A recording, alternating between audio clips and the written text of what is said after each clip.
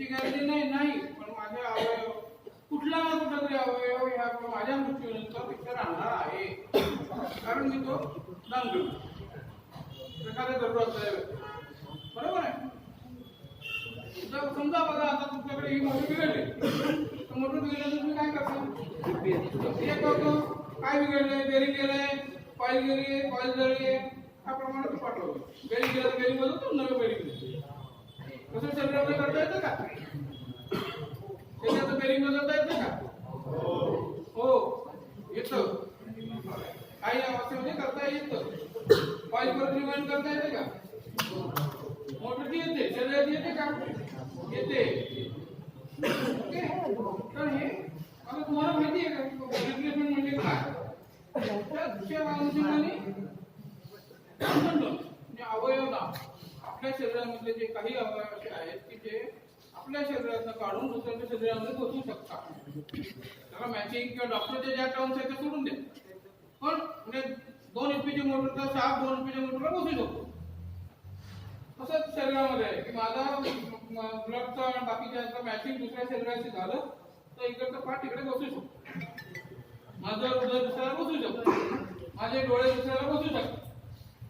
ते कसे आणि तुम्ही कसं करायचं याच्याबद्दल तुम्हाला थोडीशी माहिती आम्ही देणार. फार टेक्निकल जाणार नाही, काय ओम्स लॉ वगैरे काय तुम्हाला सांगणार नाही.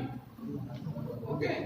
तर थोडक्यात तुम्हाला कुठल्या परिस्थितीमध्ये आपण कुठल्या वाजवून कनेक्ट करू शकतो आणि माझ्या मृत्यूनंतर मी काय करू शकतो.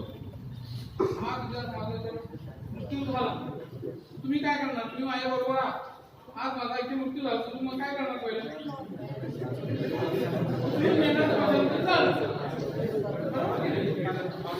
पण माझ्या गळ्यामध्ये चेन आहे, त्याच्यामध्ये 4 हिऱ्याचे अंगठे आहेत, शांततेत आहे का? काय करणार? शांततेत आहे का? त्याचं काय करणार? तुम्ही काय करणार? या सोन्याचं दागिना आहे, हिऱ्याचे अंगठे आहेत, त्याचं काय करणार? मोठं चांगलं घड्याळ आहे रोलेक्सचं, त्याचं काय करणार? काढून ठेवणार? माझ्या लेखाच्या हातात देणार किंवा घेत नाही बाबा समजती. आता मी तुम्हाला विचारलं की बाबा तू कर्जाकडे चांगला छान मुलगा आहे, माझा हात तुटलाय, तुला देतो का? मग देशील का? काय देणार? 5 मिनिटं देणार का?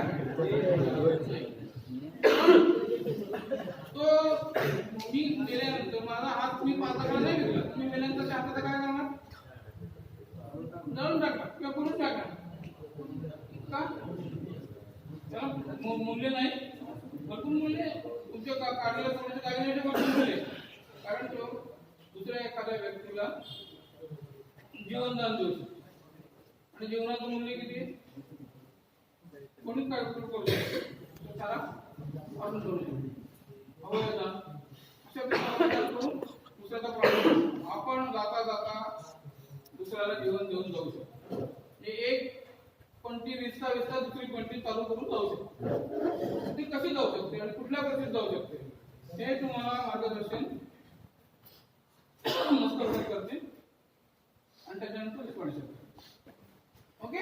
कन्सेप्ट तुम्हाला हे कळली? काय कल्पना आहे? 2 HP मोटरचा शॉप ह्या मोटरला काढून दुसऱ्या 2 HP मोटरला टाकायचा.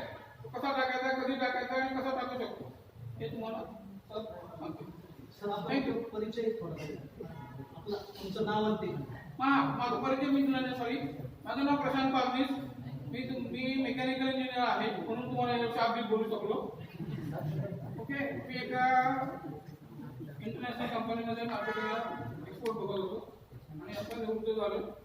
आणि निवृत्त झाल्यानंतर मी म्हटलं मी पुढे काही शिकवणार टीचिंग करणार मी जे काय शिकवेल ते हे आपण शिकवेल की माझा मृत्यू झाल्यानंतर माझ्या देहाचं काय व्हायचं या विषयावरती मी लोकांना ज्ञान करून देत नाही. माझं जीवन म्हणजे पुढचं सर्व आयुष्य मी ह्या विषयाला पाहून घेतलेलं आहे. तुम्ही तुमच्या पद्धतीने जेवढं तुम्हाला करता येईल तेवढं तुम्ही करा.